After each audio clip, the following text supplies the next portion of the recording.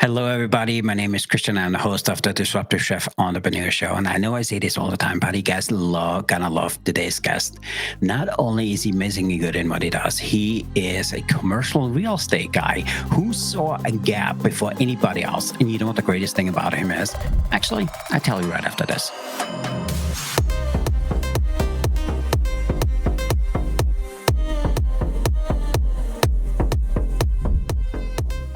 Hello again. My name is Christian. I am the host of the Disruptive Chef Entrepreneur Show, and I know you guys gonna love today's guest. Today's guest is a powerhouse in commercial real estate. And what the funniest thing was, I absolutely loved about him, that he realized early in his career that ignoring social media, hey, could be a really bad idea.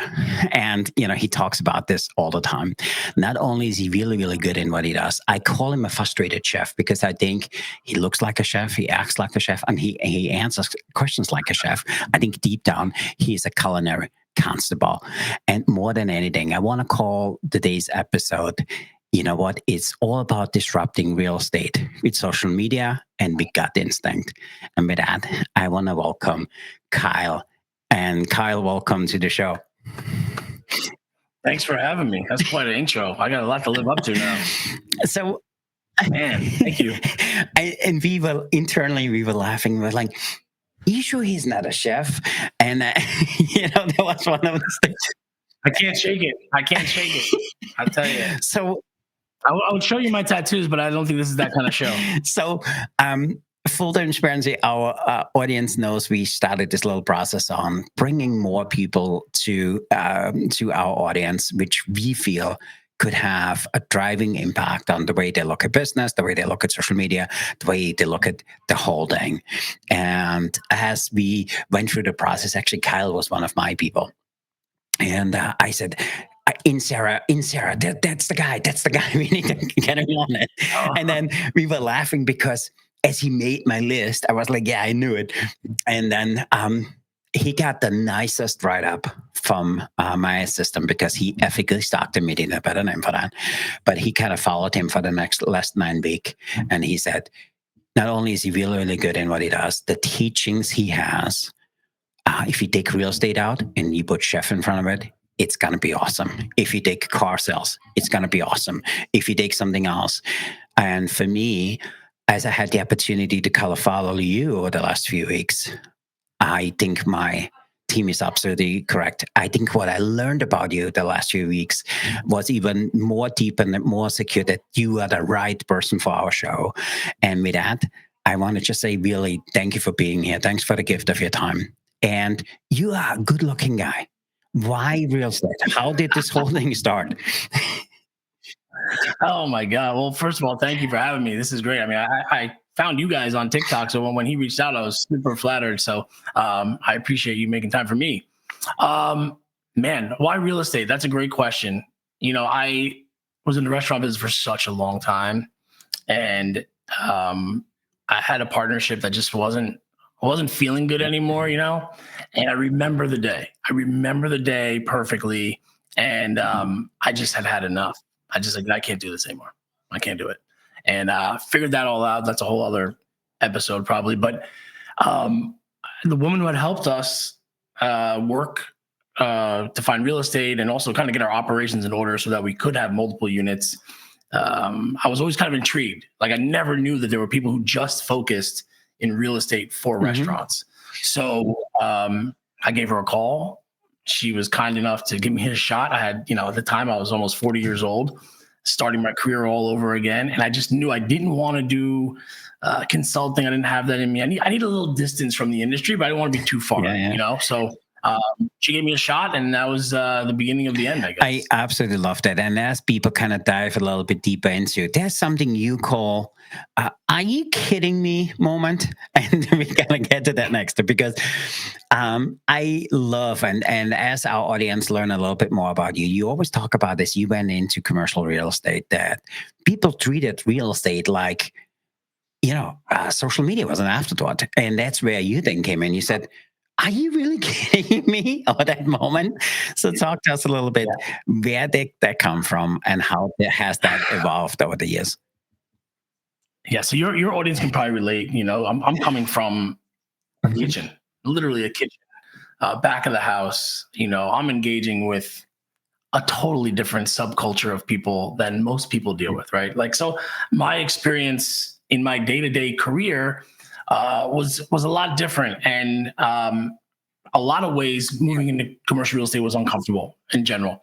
But I learned while I was at the restaurant that social media was just starting to become a thing. Facebook was a thing. Facebook pages was kind of just coming out for restaurants, and I remember going over to a table, running food, one of those busy things where somebody was waiting in the Yeah. window. I dropped it off, and people were like, "Oh, this is exactly how we saw it on Facebook." And I was at the time like, and that's normal now, but back then this is 2008, 2009. It wasn't so normal. It was kind of like, wow, people are really paying Yeah. attention to this stuff. So when I got into the commercial real estate, it was a no-brainer to me. Nobody was doing it. Nobody was doing it. No one was seemingly allowed to do it. And that's exactly what it was. So I worked for a big company, CBRE, and I got myself in a lot of trouble. And basically because the old school commercial real estate brokerage community, they think they had all the secrets. And the only way you could get, clients and show your value was to give these secrets in one-on-one kind of conversations. And it just didn't make sense to me. Everybody's Googling everything. Half the things that I was posting about, anybody could look up on Google or Wikipedia and get the answers they wanted. So I had a choice to make. Do I either stay here in this big old shop and post what they tell me to post, which was literally what they were doing, or go to a smaller shop and do what I want to do? And I'm grateful for this team over at Sabre offered me an opportunity to go over there and said, we don't care what you create, just keep doing what you're doing. But yes, at the time, even to today, it's still not in this industry real common for people to create content. I mean, I love that story. And there was this moment, and you call it a sell it all moment. And I want you to talk to our audience a little bit, or take us back to the instant where you knew that it was time for you to sell your share of the business.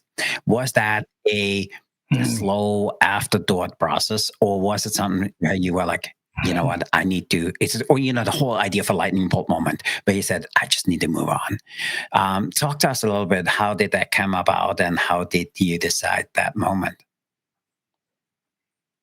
Yeah, we were a partnership of three, and we had big plans. We were very popular, very well received restaurant, and big plans to grow. And we had gotten down to lease execution on a new space in Westport, which you're familiar with, Westport, Connecticut.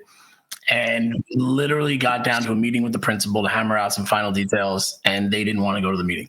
My partners didn't want to go to the meeting. They didn't want to. We had gone through this process, which if you guys have looked at space, it's not, like renting an apartment. It takes months. It takes a long time. So we had gone down this entire path and trying to get a deal done. Never said a word about anything. And then when it came to lease execution, they were like, we don't want to do it. So it created this divide between the two of them and me. And we pushed through it for a while, but then ultimately we weren't looking for other sites. Everything just kind of died right there, and communication was falling apart. And sometimes you get caught up thinking that because you're busy and you're running around that you're going forward. You're just paddling in the same place, right? You're on a treadmill and it's not getting you anywhere. And that's what I felt. I'm like, okay, I can't do this. I'm not going to be stuck here. And as great as the restaurant, they're still open. As great as the restaurant is, it wasn't for me anymore. We weren't going to grow it. And quite frankly, I just didn't have it in me to continue to push this every day. So I think it's just becoming self-aware about where you're at and what really you're dealing with, and not pushing against the tide. And I just felt at that moment, it was time. I love that. And there is this little philosophy you live by, where you said, hey, you shouldn't take advice from people which haven't done or been where you want to go. And by the way, that's me. As I heard that and hear you talking about that, I so resonate with that, because for the longest time I said, how am I going to go and ask this guy for advice if they have never done what I want to do? And for me, that was one of the critical things. And that's how I found my first mentor. My first mentor is in a total different industry, but he was the CEO of an international company. I think he made 127 million on his last baby. And it's hard to live on that, but it's a good start. But what I loved about him, he has always done what I wanted to do. And you know what the most amazing thing is? And I want you to talk about that a little bit. When he talked to me, he posed questions. I was like, why would he ask that? And then and in my mind, I go Mhm. back, why would he ask about? And then I was like, oh, now I know. And it's for me. I struggled with the same thing you did because it's hard to ask somebody to do what they haven't done, but there might be Yeah. advice in it what they have, which is universal. So talk to us a little bit. How did that go for you, and how did you trust or learned how to trust yourself that paid off? I think I can't really point to one particular moment, but maybe it was out of like F it. I don't know if we can curse on the show, but like I would talk about as it pertain to myself. Um, it started to resonate with me that no one's really paying Mm, attention as much as you think they are. No one really cares, and if they do, like what impact is that going to have on me yeah, paying yeah. my bills and making my family happy, type of deal. But at the end of the day, I'm a big believer in going with your gut. And if it's just there day after day, week after week, there's something to it. You got to dig into it. And I think that's what I did. And it turned out to be the right decision. Scary as hell, right? But it's something I, you I can't I love ignore. it. You always talk about the social media secret sauce, and I love when you talk Mm. about it because you call it the Kyle insert starter kit. Yeah, the Kyle Inserra starter kit, and I always love that when you talk about that. So talk to me a little bit about that. Where did that come from? I know you wanted to shake up the traditional social media thing in the industry, but how? Step back, maybe I think, because when I listen to you, you make it sound so easy. Okay, you make it look easy. It's not easy. So Yeah. how do you have the Kyle and Sarah starter kit? What was the idea with that? I realized that I'm the only one who has a problem with hearing my own voice, right? You're the only one that's in your head. Everybody else has to hear it whether they like it or not. I'm talking. Mhm. It is what it is. And why I had a problem communicating, I don't know. It was just one of those things where you got to do the reps and just get comfortable with it, right? And I started realizing that the more you spoke to people about exactly what they want to know about Yeah. the industry that you're in. So I had a unique perspective because I was Mhm. the client. I was my own client. I knew what it was like when a broker would come up to you in the middle of the restaurant and be like, "Hi, are you the owner?" Yeah. What do you want? Like Yeah. I'm in the middle of lunch here. This is not the time. So all these little things to say, and it just is. I think when you kind of lean into your own story, and what you genuinely feel, people will Mm. connect with it. So in real estate, one of the most annoying things, and I to this day it still makes me annoyed when they tell you they'll send you a flyer, right? You get a broker send you a flyer. Here's a great site. You're going to do great here, which they don't know that, but whatever, that's a different story. They never Yeah. put the rent on it. Put the rent on the flyer. Why is the rent not on the flyer? Because you want me to call, and if it's not good for me, you want me to then ask you for another space. It's a game. It's worked forever. I don't think it works Mhm. anymore. And I think people appreciate when you say, "Hey, look, I have this space, Yeah. beautiful space, but don't call me if you can't afford fifteen Yeah. Yeah. thousand Yeah. dollars a month rent because that's what it is." You got to deal with these because the restaurant people, your audience knows it's either yes or no. We Yeah. can't live in the gray. Is the burger medium rare Yeah. or is it well done? Is it So cold or is for it me, hot? Kyle, I It's think that's the beauty of in what the you end. do because I rather connect with because you always have the price in it. That's one of your philosophies. And for me, I rather go. I have to say this. We have three restaurants in Florida right now, and the last location was based on, being honest, about rent, because there was great locations all over, and then we were looking at say, hey, how can we get the best location for this amount? What the price was, Mhm. and if people saying they're not shopping for price, I think people are lying. Everybody on the underlining wants to get a deal, number one. And then second thing Yeah, for me was, is the restaurant we're going into, that's just the neighborhood supported. And that's where you need to become an integrated part of the neighborhood. So for me, when I hear you talk yeah. about that, that's huge because for me, I hate when somebody doesn't write the stuff on it because it forces a conversation which I know is not genuine. And so for me, having that price on it is absolutely amazing. And I love that you do that. It creates distrust. Imagine if we Yeah. did that in the restaurant. How much is this steak? What else are you Correct. interested If in you looking have at? two If you want, I'd love to. appetizers, two desserts, and six drinks, the steak is reasonable. I might give you the steak. if Yeah, exactly. if you're not having an Um, appetizer, no dessert, and you drink water, steak is $54. yeah, Yeah, fair. I so connect with that. Yeah, That's for so sure. connect. And so, but where did that philosophy come from? So for me, as I followed Kyle over the last few weeks, you have a very innate ability on making people feel comfortable, which I absolutely love about you. You're Mm. amazing on camera. But where did that come from? Because let's take a step back. I know there's 10, 15, 20,000 people listening to this, and they say, oh, I want to do what Kyle does. And it doesn't matter if it's real estate or something You else, should. because I think what you do is universal. You could take real Yeah. estate and tomorrow do something else, and I think it would be equally successful.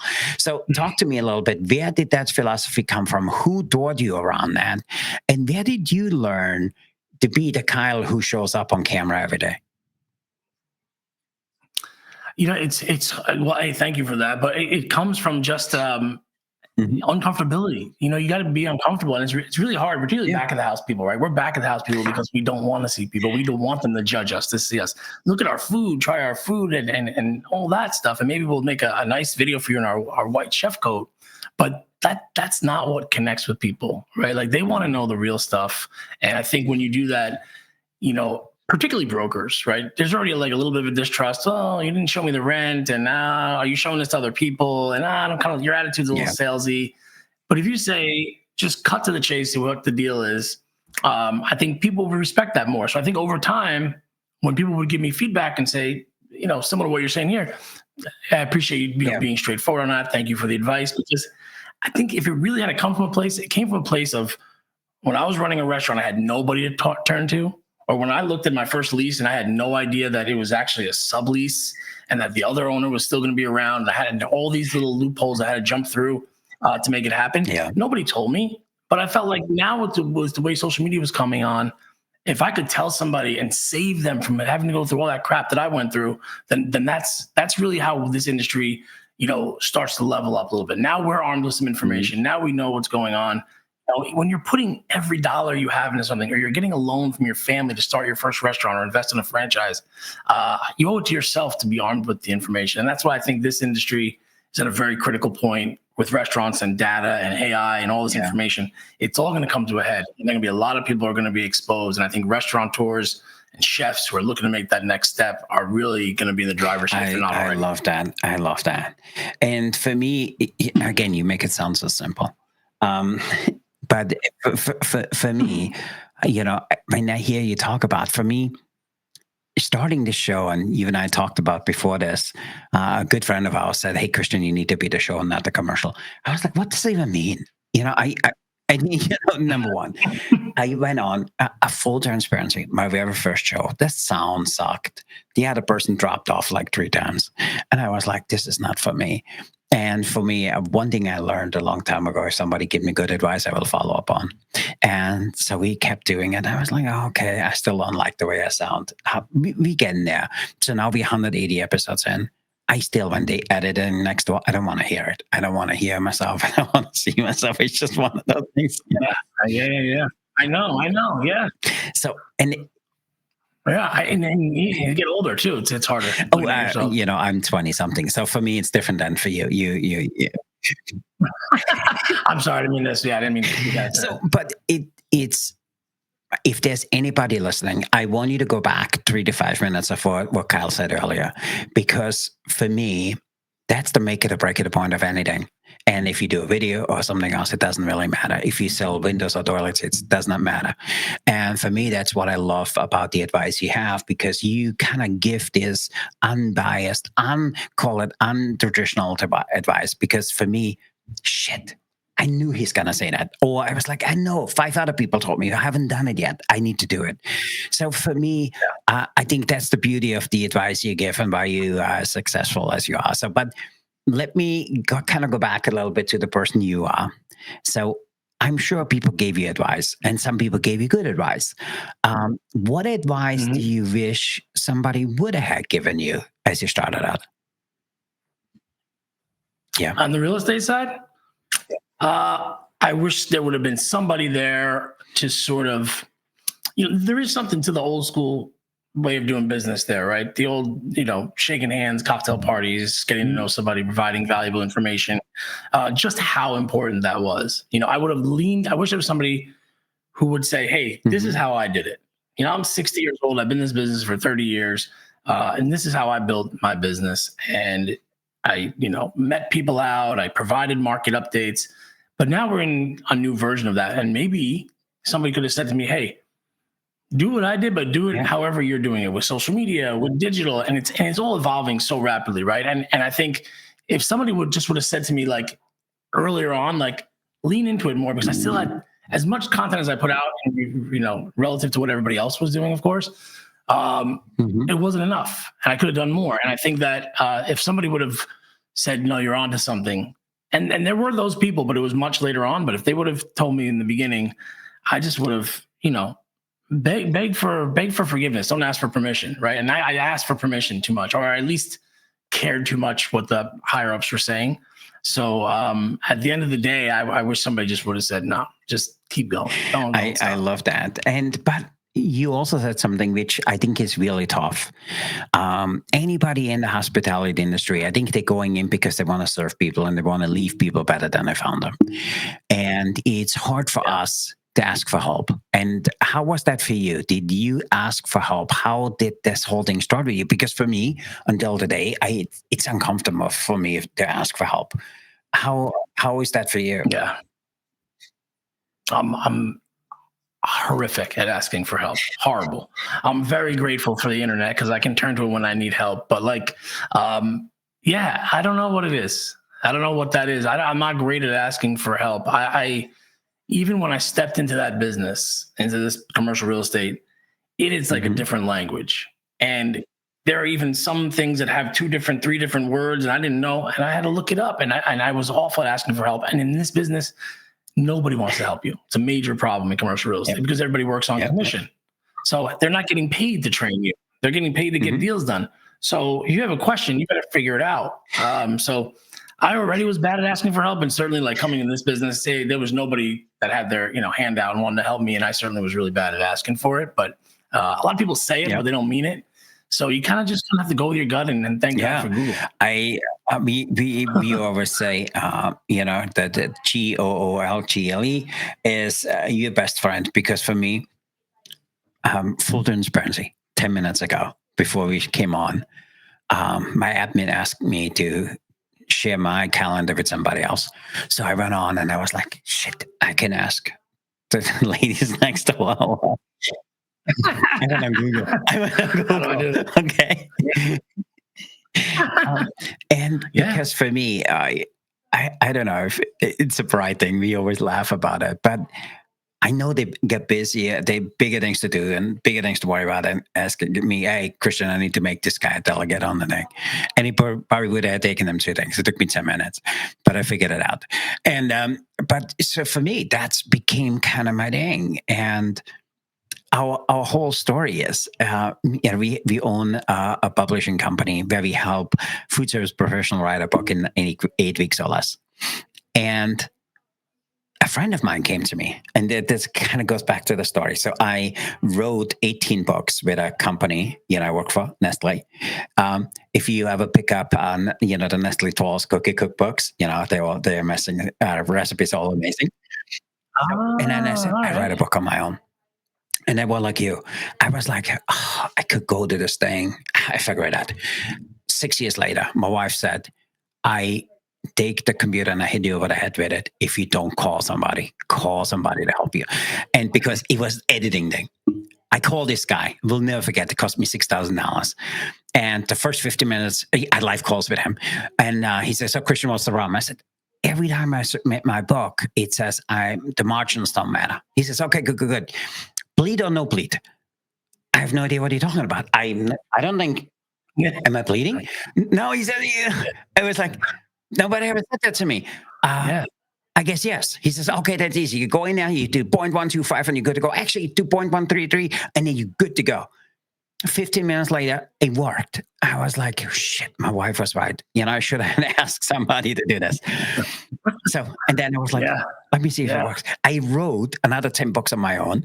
And then a friend came to me, he says, how the fuck do you write those books so fast? I was like, this is thing I learned. And, during my first 6 years of my one book, I learned a few things because for me, what I was good at, I learned and seen, if there were any kind of things which kind of went together.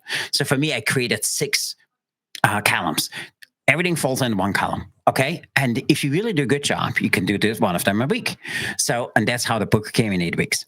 And so we started out, we were like, I'm not sure if it works. So we had this group of 34 people coming. Most of them got a book done.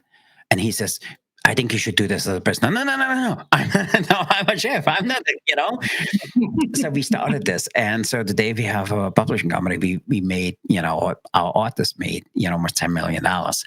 And now we doing the book thing all the time. But it's so uncomfortable doing this. And for me, I love the way you look at it because I think you're just so freaking good on camera. And as I knew you were coming on, I said to my team, oh, Kyle, I hate him already because he's so good looking on camera. And it doesn't matter what he always freaking looks awesome. So I hate him already. I haven't even met him yet. But, for me, I always think that's the beauty of something because for me, when something annoys me about something, because I'm good at looking at patterns, I was like, I need to learn that. And so also, full transparency to our listeners. As you guys know, I went for the last 8 weeks, I followed you. And I looked at some of the posts you had, some of the videos you did. By the way, you're still doing a ton of videos because now where I'm looking at you, I see like every 6th video is one of yours. And but it was amazing. I was like, how much damn content did he put out there? But you've been amazingly good at it all the time. I think that's your gift. I honestly believe that. And then I said, okay, now I need to find something wrong. And couldn't find anything wrong. Yeah, that's a longer list. And that's why I said I was just so looking forward to this conversation. So, but I want to be respectful of your time. So I have 2 other questions, and then we want to play something called Rapid Fire Question Food Service Edition. So, but before we go that, number 1, what was the best advice you ever gotten you never acted on? Oh man! Thank God, I know you all haven't because it never happened to me. So I'm sure. Yeah, the best advice I got that I never acted on.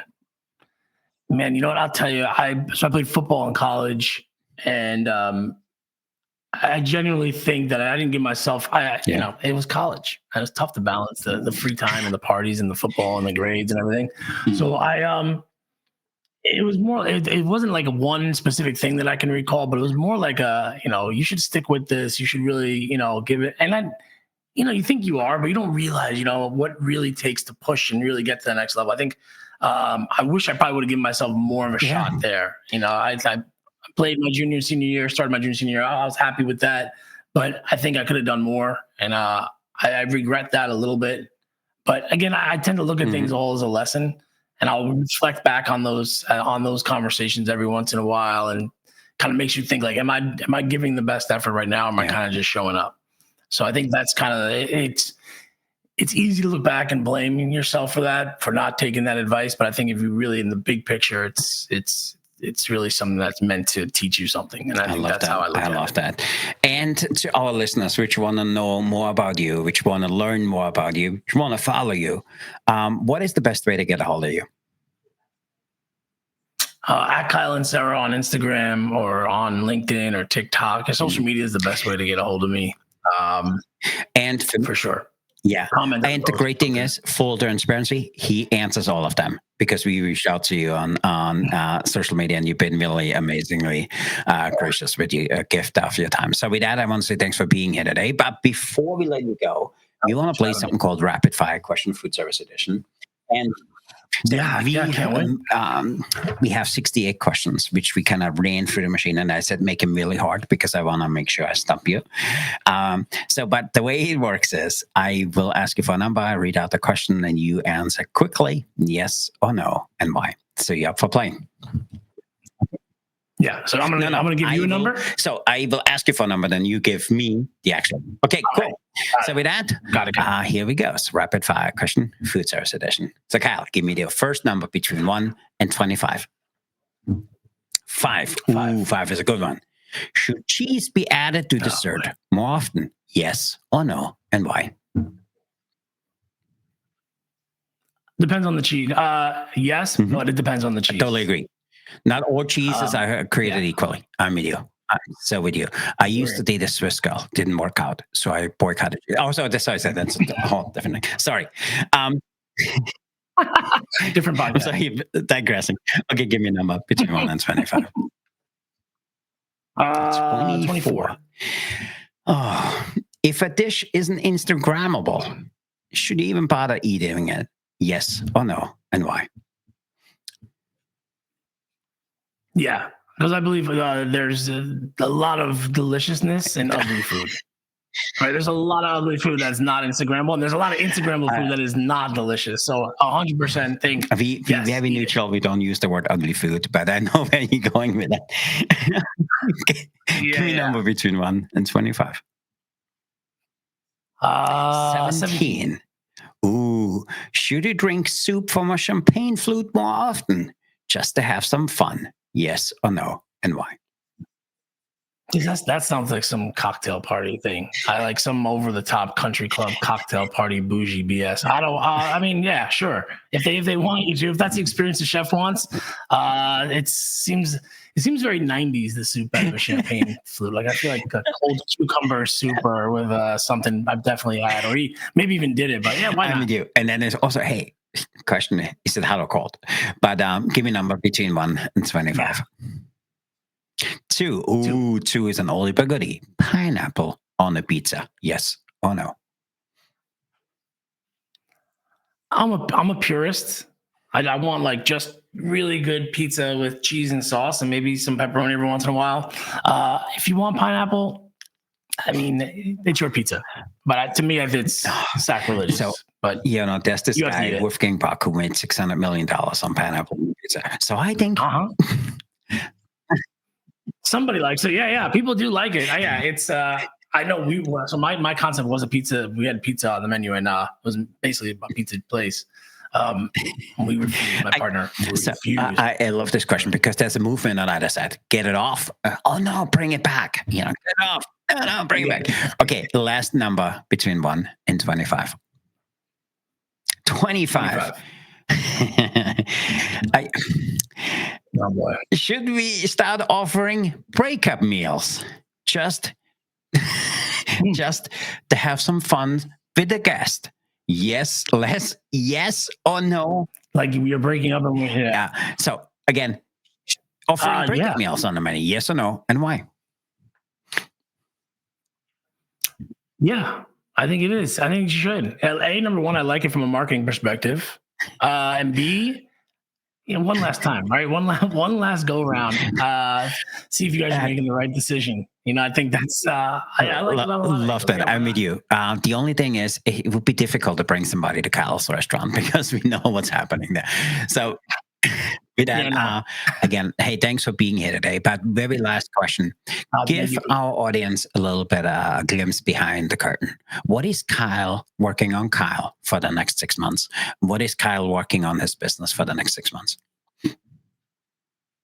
I'm working on providing more access to better real estate sites for restaurants, particularly emerging brands and independent restaurants who don't have access to data and information. So we're actually in the process of building out a platform and a whole series of content that's going to give you a ton of information so that franchisees and independent operators and first-time chefs who open up their first place are going into these conversations with brokers and lawyers and landlords armed with the information that they should have. And thank God for things like artificial technology, artificial intelligence and tech, because now a landlord who is telling you this this retailer does this amount of sales, it's going to be great for your business, or we get this much vehicular traffic. Well, we want to start holding them to those numbers, because if things fall off, I don't think the restaurant should have to pay the price. I love that. With that, I want to say thanks for being here, Kyle. It was an awesome conversation. Thanks for your honesty on the answers. I'm not really sure about the whole champagne flute thing, but I know where you're going more with that. But I really appreciate you being here today. Thanks for the gift of your time. It means the world to me. So thanks for being on. And absolutely. And to our listeners, if you haven't done so, make sure you write below, what did you learn about Kyle? What was the thing you loved? What is the thing you want to share? And what was the things you want to have more information on? And on the show notes below, you will have all the information you need to get a hold of Kyle. I scribbled down a few notes here. I have a page and a half of notes. So for me, I will also write below what are the 5 things I learned by this conversation. So with that, I want to say thanks for being here today. Remember to disrupt your kitchen, fire up your career, stay hungry for change. I'm Christian. I'm here with Kyle, and we are out of here. We're signing off. So be the challenge, be the chef who sets the world on fire. So Kyle, we really appreciate you. Thanks for being here. And to our listeners, make sure you go out there and be disruptive, everybody. Thanks for being here.